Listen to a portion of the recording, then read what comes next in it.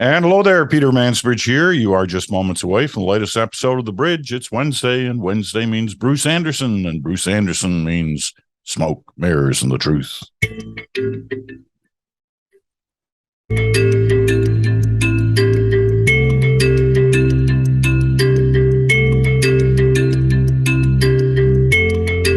And welcome to Wonderful Wednesday. Last Wednesday of May, last day of May. We're into June tomorrow. And we all know what that means. What does it mean? It means we're into June. And that means you can now see summer on the horizon. It's there. It's just waiting for us. We're going to grab it and run with it. It's been a long, hard winter, spring. We're looking forward to summer. Okay, this will truly be a potpourri day because there's not one overwhelming one thing to talk about, but there are a lot of little things to talk about, all of which have some import. I think both of us agree. Well, I mean, we can start with the Alberta election. I mean, there's an old saying in politics that a majority is a majority is a majority, and Danielle Smith got a majority for her UCP. The NDP fell short. They picked up some seats in areas they didn't have them last time around, but they lost. Danielle Smith won in spite of what a lot of people thought might happen a couple of months ago. It's clearly tightened up in the last month, and then she sprinted to victory. So I guess it becomes, what does she do with it? On her victory speech on election night, she really hammered at not Rachel Notley and the NDP, but she hammered at Justin Trudeau and climate change in particular, and some of his proposals on the climate front. In the day after the election, she was a little more moderated in her tone about the relationship between Alberta and Ottawa when she sat down and gave interviews to everybody. But nevertheless, it does set up that classic old Alberta-Ottawa fight. We've seen it for decades now at different levels with different premiers, from Lougheed through Klein, now to Jason Kenney, and now Danielle Smith. What are your thoughts at the end of that election campaign and as we now move forward into the future? Well, Peter, I think, as you say, a win is a win. You said a majority is a majority is a majority, but in a situation like that where there's really no other competitive parties, it is almost a two-party race, so a win is going to be a majority. How much of a win it is, I think, is a reasonable question. I mean, for most of our adult lives, the notion that the NDP would be a competitive force politically in Alberta, that didn't seem that logical. It seemed more logical that the Conservatives would always continue to sweep, and that a party generally associated with the idea of socialism would not have, in the modern Alberta era, much traction. So in a way, you could look at it if you were the NDP and say, well, this is pretty good. We won one of the last three elections and came close in another. On the other hand, I think they had victory within their grasp, at least they must have felt that they did, only a few months ago. And to see it slip away, I think, has to be a source of some disappointment and probably some internal second guessing about whether or not they ran exactly the campaign that they should have. I wasn't close enough to it to really offer much by way of analysis of that. I do think that it's reasonable to take away from this that Danielle Smith is probably better as a orator and a campaigner than she has been as a manager of the affairs of the province. I think she was pretty accident prone in the months leading up to the election campaign, and she managed to be less accident prone during the campaign. And I think that that meant that a campaign kind of played to her strengths, whereas governing perhaps doesn't. Remains to be seen if she took something important away from this brush with political death, whether she'll be a more thoughtful and stabilizing premier now that she's elected and has her own majority. My jury's out on that. I listened to what she said in the aftermath, and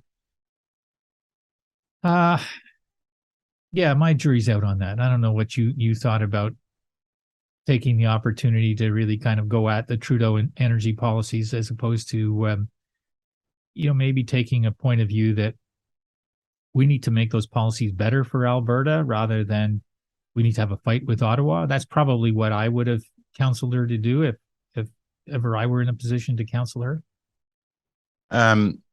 It's interesting. I read a number of commentaries from Alberta, actually, suggesting that kind of stance by Danielle Smith on the night of and the day after actually helps Trudeau, sets up the debate and the discussion around key issues like climate and energy for the future, et cetera, in such a way that, they are at opposing positions, and it may be harder for Pierre Poilievre than it is for Justin Trudeau to have that discussion if you're talking about seats beyond Alberta. So, that was interesting. In terms of the campaign itself and where things kind of went wrong, I mean, for years we've talked about, or went wrong for the NDP. For years we've talked about the impact of debates. And we usually come down on the side of, rarely does the debate really make that much of a difference. I think it actually might have made a difference here, for the final turn in the campaign, because it was not a good night for Rachel Notley. She didn't look comfortable. She looked nervous at times, certainly at the beginning, where it is Smith's kind of natural playground as a, former broadcaster. She knows how to deal with certain situations that come up in a debate format. So I think that was the beginning of the final slide for Rachel Notley. If one assumes that she started the campaign in a good position, she certainly didn't finish it that way, and the debate may have been the final chance to recover for her.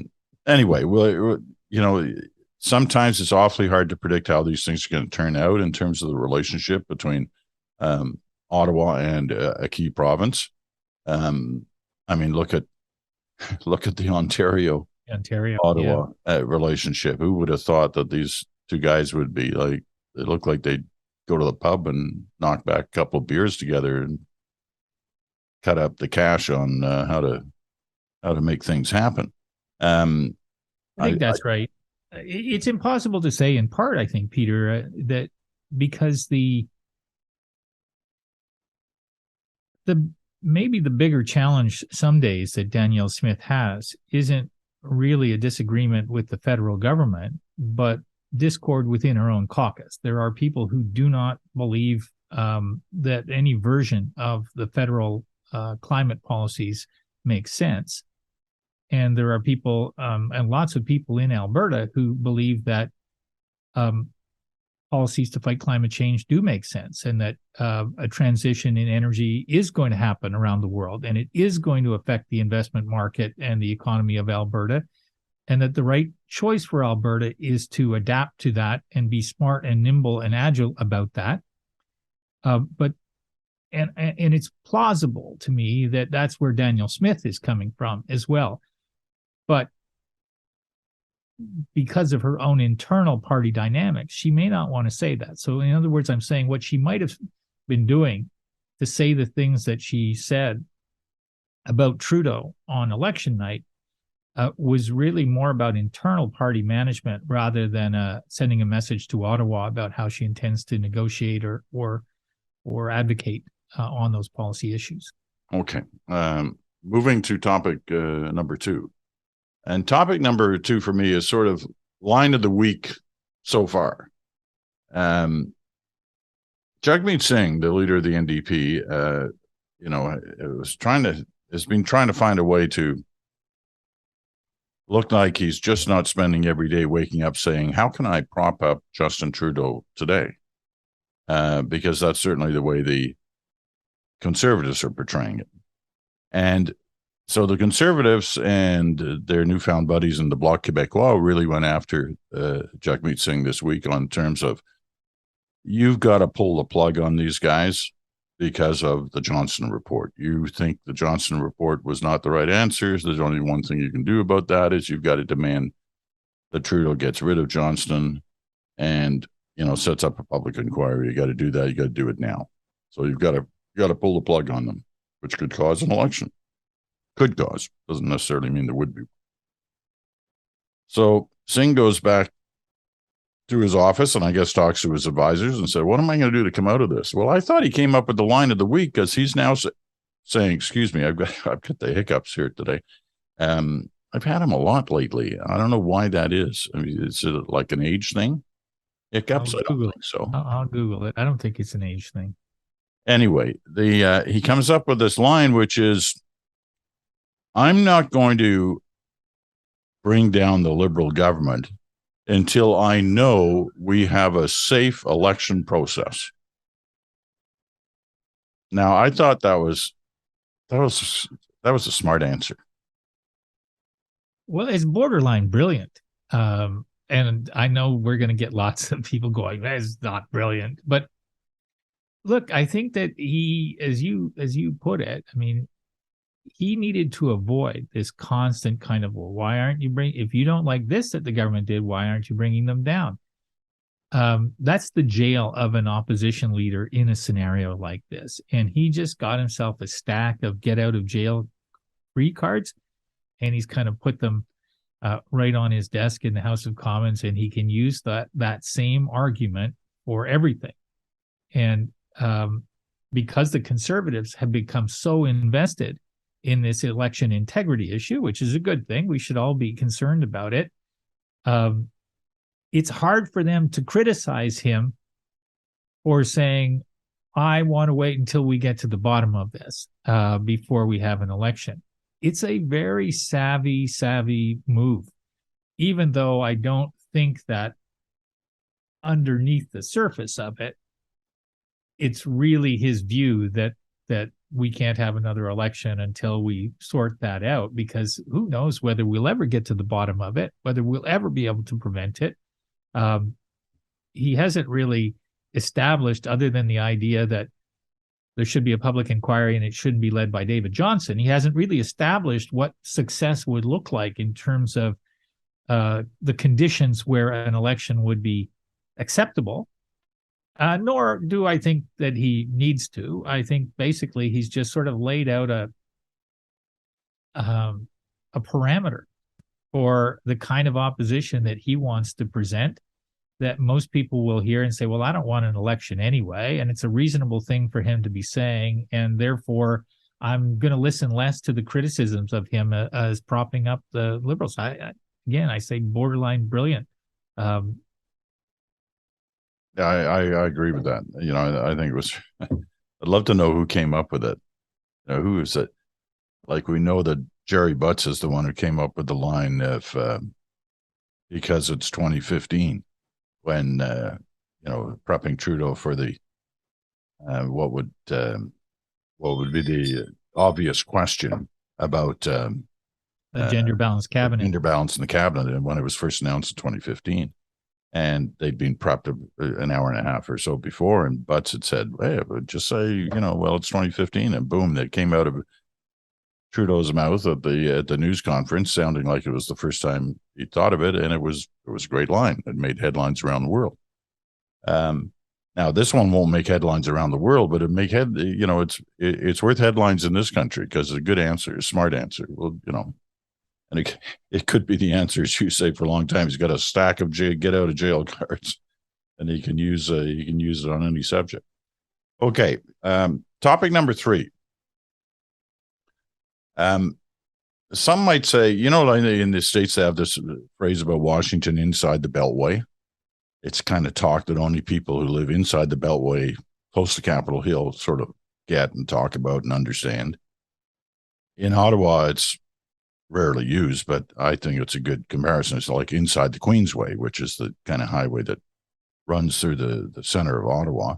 And inside the Queensway, some of the talk sometimes becomes such that the rest of the country doesn't really, either understand it or want to even try and understand it.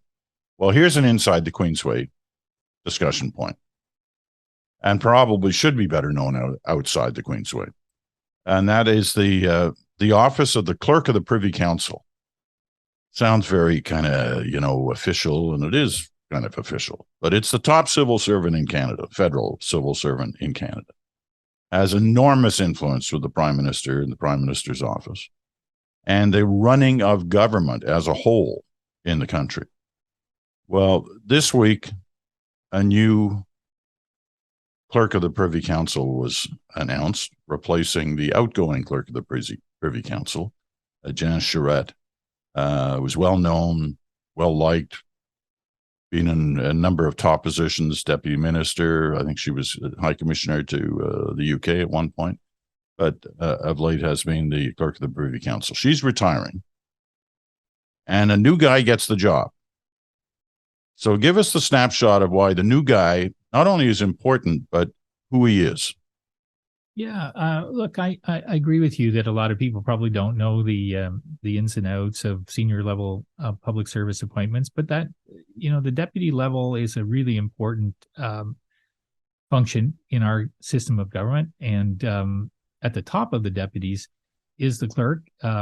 Very important role, both in two respects. I guess one is as an advisor to the Prime Minister and to the cabinet. And second, as the person who oversees the operation of the many thousands of people who work in the federal public service. John Hannaford, first of all, on Janice Charette, I agree with your description of her. Very well respected, very well regarded, has done a good public service for a long time. I met Janice, I think, back when both of us were doing a little bit to help Jean Charest back before she entered the public service and when she was more involved in the political side of things. But she went on to support governments of different stripes and very, very well. So kudos to her for an important public sector career. And I hope she enjoys her retirement. John Hannaford, who will replace her as of towards the end of June, I guess, the latter part of June. Also a very well-regarded public servant who has most recently been the Deputy Minister at Natural Resources Canada. One of the things that I particularly look for in his appointment is the continued influence that he's having with the minister that he reports to, Jonathan Wilkinson, on these important policies that relate to an energy transition, more clean power in Canada, electrification, climate fighting policies that really require a perspective on how we transform parts of our economy. Mr. Hannaford has been significantly involved in that in the last little while. And I think that it's a measure of how confident the government is that he has helped Jonathan Wilkinson put those policies in a good path, that they could take him out of that role and put him into the clerk role. And I think for people who believe that those are important policies for Canada, whether it's people in the mining sector or other sectors that are more directly impacted by those policies, his appointment will be a signal that there's somebody who's really knowledgeable about industrial issues, economic issues, natural resources, and energy issues. And I think that's an important choice for Mr. Trudeau to have made. Okay. We can take a break because I want to get back into, in some ways, kind of the major topic for today. If there is one major one, it's at least one that I've been fascinated by in the last couple of months. Ever since Michelle Rempel-Garner was on our program saying, artificial intelligence, better pause here for a minute and see what we're dealing with, because it could be getting out of hand if there's no way to kind of regulate it. This is a conservative speaking about regulation, about gatekeeping. It was interesting coming from her, but she's very well versed on this subject. Anyway, some new details about AI, or some new warnings about AI coming from the AI sector itself. So we're going to talk about that right after this.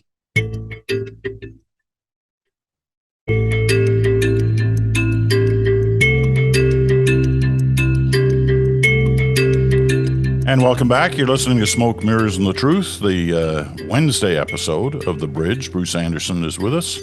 I'm Peter Mansbridge. You're listening.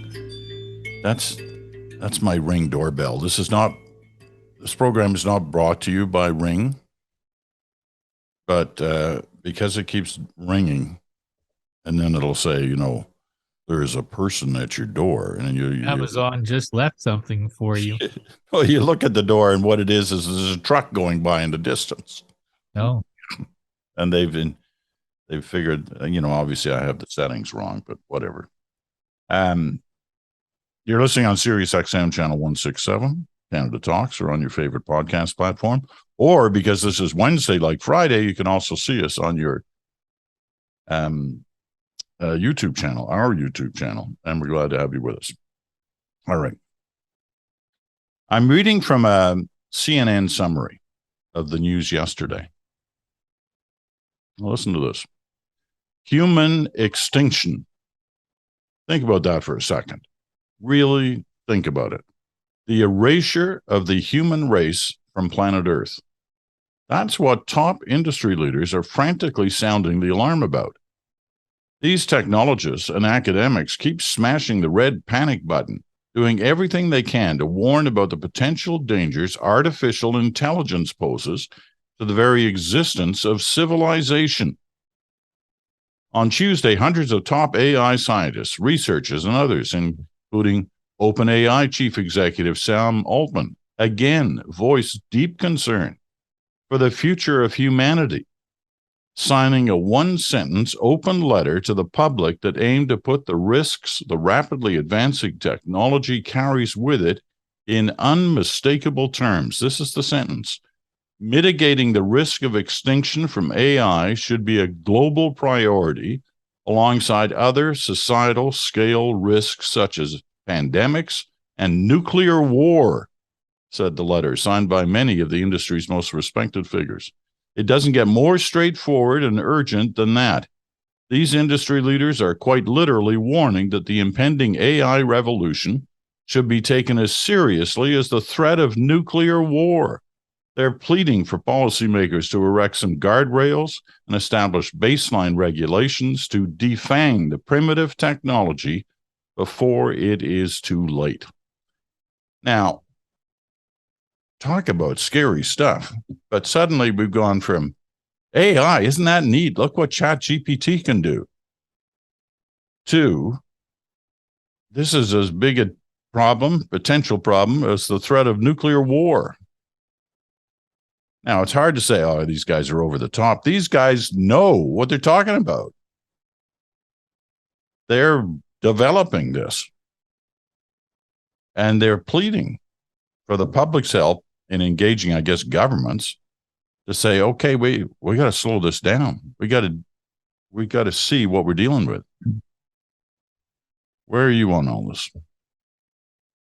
Well, look, I think, Peter, it's fun and interesting to try out ChatGPT and to see what it can do. The other night, you'll like this. I asked, I was kind of fiddling around. I said, what's the best Italian restaurant in Ottawa? And immediately it spit back North and Navy, which is a restaurant that I'm a partner in. And I was pretty happy with that. And of course, it only has data up until the end of 2021. So it doesn't have data about Cantina Gia.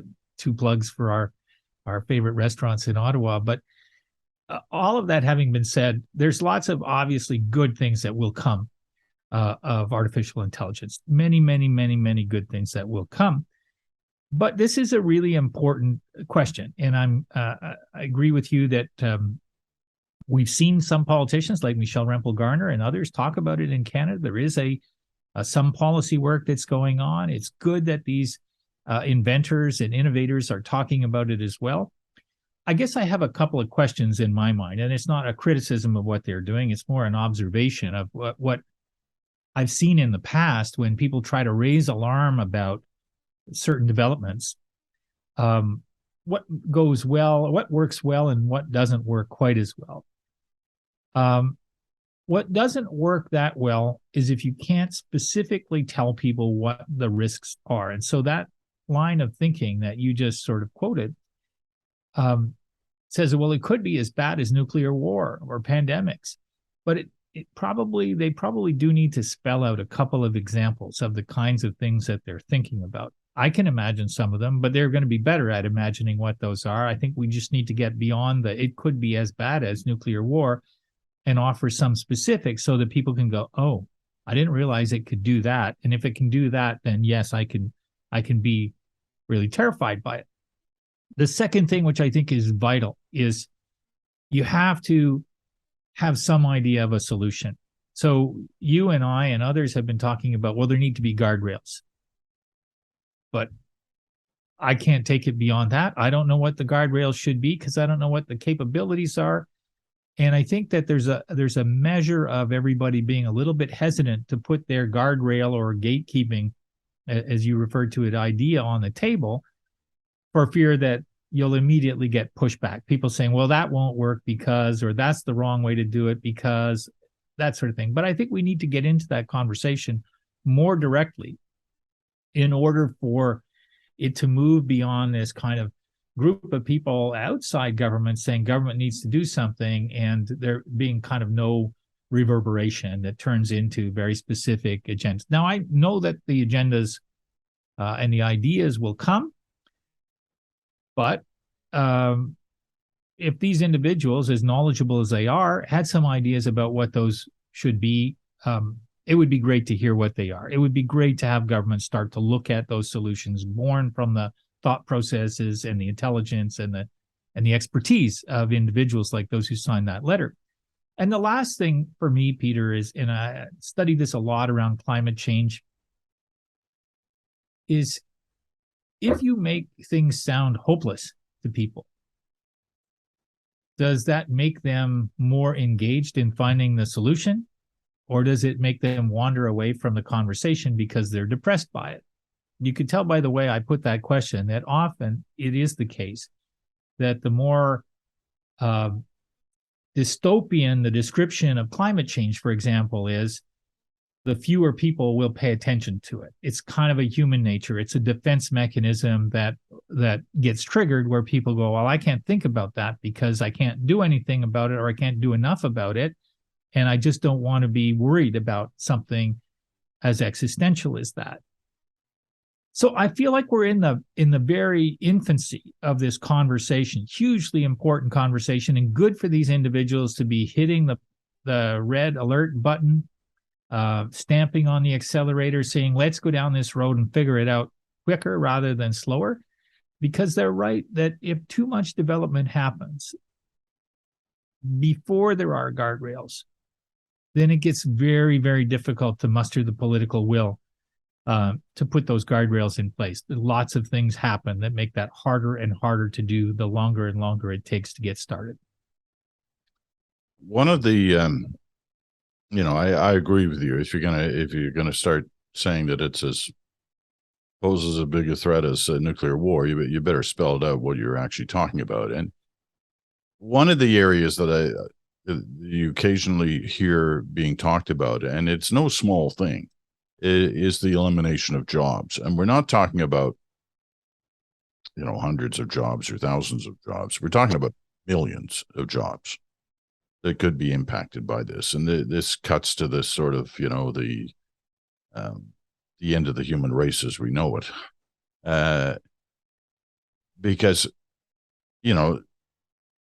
take the, we tend to fall back sometimes on journalism, but you could talk about it in terms of government. You could talk about public service.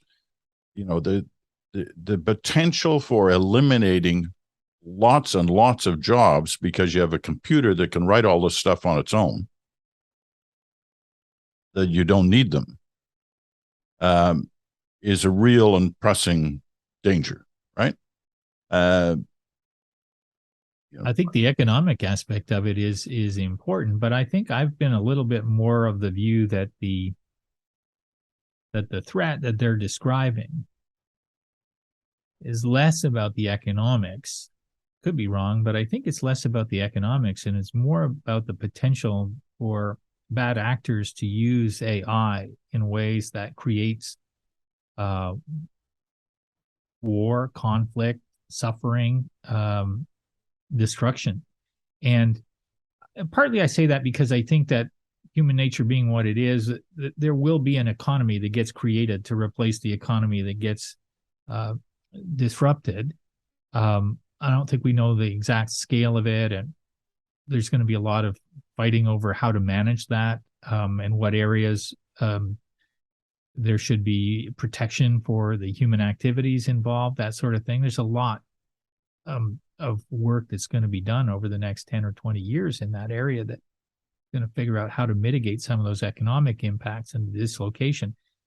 But I feel like if artificial intelligence could essentially recreate a version of you saying the things that you think people need to hear about, and you advocate for violence or a kind of an incorrect understanding of something that's going on. We've seen on a much smaller scale than than AI can deliver in the future, misinformation and disinformation, and the effect that it has on politics and indeed even on areas of conflict. I think what these folks are saying is that we can magnify, we can imagine that impact being magnified significantly, whether it's how to deal with a pandemic, whether it's where a conflict is occurring and who's responsible for what, whether it's giving people false information about who's doing what to whom and why. Without controls, the ability to cause massive conflict and damage is very real, I think. Have you, beyond Michelle Rempel-Garner and a few other MPs who are now, with her on this, do you see it as somewhere on the government agenda? I do. Yeah, I do. I think that there's a kind of an international version of the discussion that is the right way to look at it. And then there's a domestic version of the discussion. It's hard to know how far along to say it is on the path between the starting point and what will be a finishing point, because I don't think we know what the finishing point will be. But if I'm looking for hopeful signs, the hopeful sign for me is that you don't right now have those who are the inventors of these tools forming some sort of a anti-regulation block. In effect, what you have is the opposite. That's what you were reporting earlier with that note, is that the people who have the most stake in this want it to be regulated so that it manages to serve some sort of larger public interest, or at the very least doesn't undermine the public interest. Yeah, I do think that there are a lot more politicians who are alert to this. I think there's work going on in the public service in Canada and in other governments as well. Do you think these men and women who were part of that announcement yesterday were over the top? Sometimes you have to be over the top to grab the attention. I mean, it certainly grabbed the attention, the words they were using. Yeah, I don't think that they were over the top. I think that what they did was they accomplished what they were trying to do, which is to get everybody talking about the significance of the issue. I think that if that's all they did for the next 6 months, I don't think that would be a good use of their voice. I think they should turn their platform to characterizing in more specific terms the specific risks that they see, even though they're all hypothetical. But so that people start to get a handle on, well, okay, that would be bad, and we would need to do something to prevent that. I think they need to play a significant role in coming up with ideas, because they know how AI can be governed or adjusted or controlled or limited. What would some of those ideas be? And I think they need to kind of help prevent the creation of a dichotomy.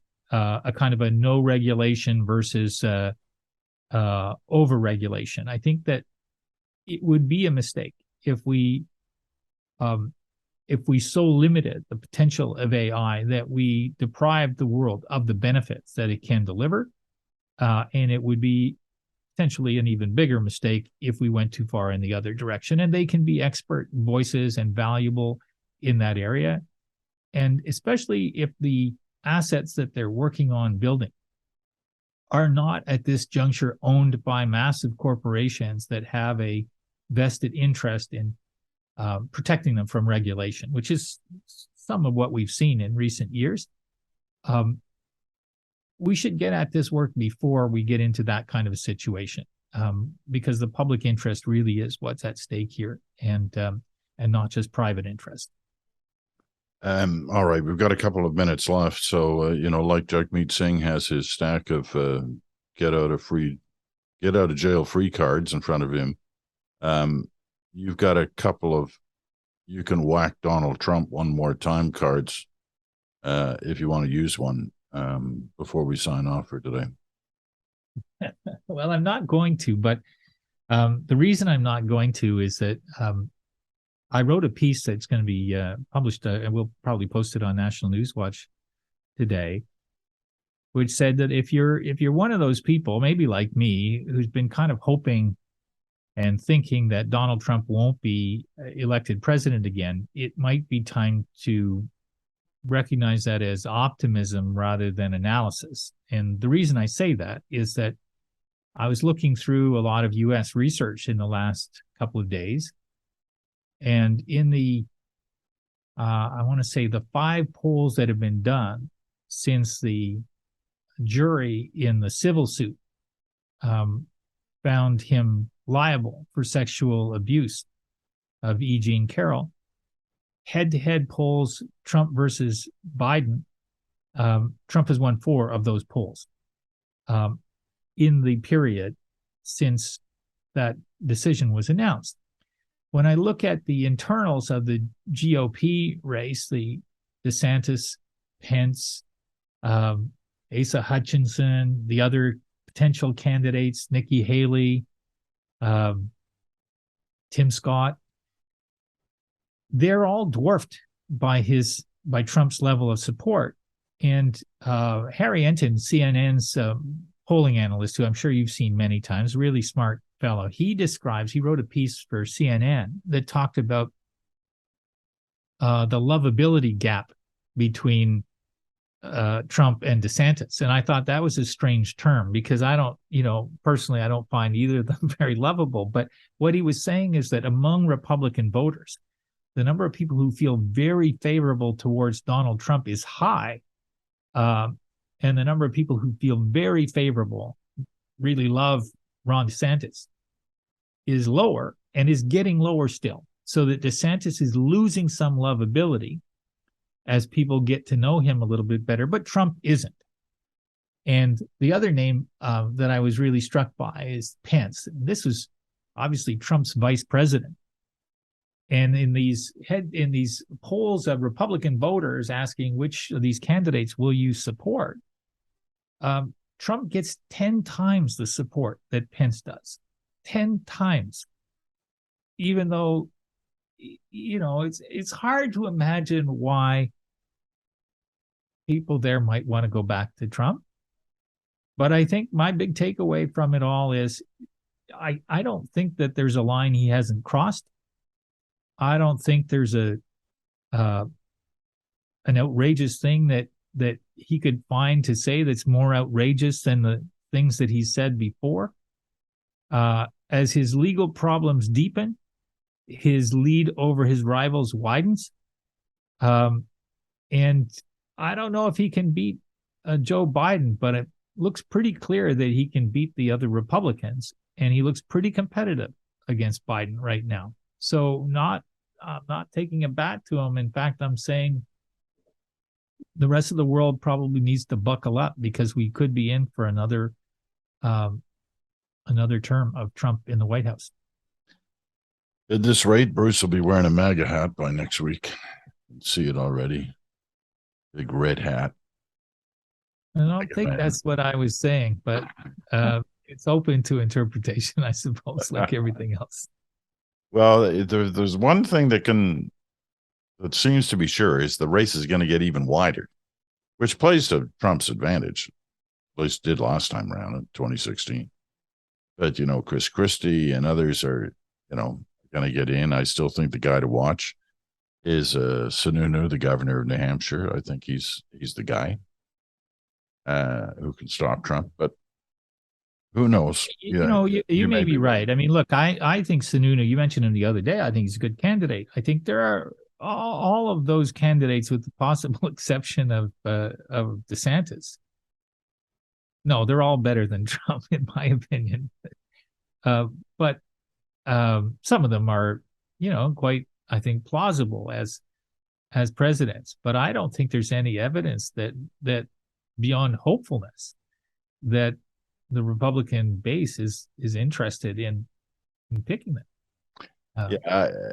I'm going to be interested to watch Christie. He can't win, but he can really dirty it up. And he wants to dirty it up against Trump.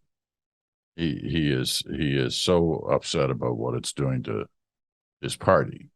Well, it's an act of public service for him to do it. So I hope he does. I hope he does. But I also feel like there's been a kind of a quiet understanding among the media, maybe not an understanding in the sense that they share what they're doing, but it's been a couple of years where the coverage of Trump has been relatively limited. Relatively limited. Don't tell CNN though. That's going to change. I mean, as we get further into this race, he remains ahead. Everybody's going to give him the coverage that he wants, or at least a lot more coverage than he's been getting. And but the court TV isn't everything.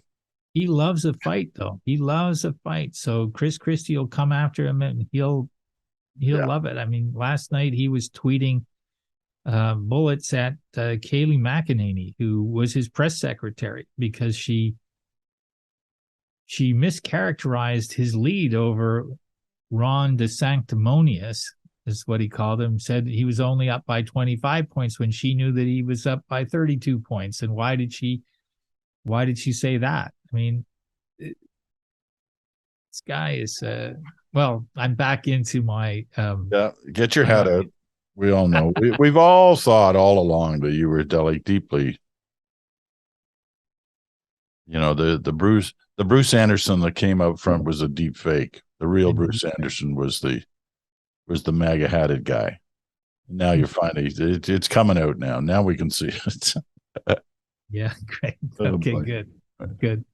All right, listen, that was good. Good conversation. Look forward to Friday when Chantel joins us. It's, as I said, we're into June as of tomorrow, and we'll all be looking forward to a summer break in a few weeks. So these last sessions before that takes place are really important. They're critical in terms of setting the table for a summer off and get ready for another exciting fall. So thank you very much, Bruce, and we'll talk to you again on Friday. Thursday, tomorrow, we have your turn. So if you have thoughts on any of these subjects or what we've heard already this week, please send it along to the Mansbridge Podcast at gmail.com. The Mansbridge Podcast at gmail.com. Include your name and where you're writing from. Get it in today if you want it on tomorrow's episode of Your Turn. I'm Peter Mansbridge for Bruce Anderson. Thanks for listening to us today. We'll talk to you again in 24 hours.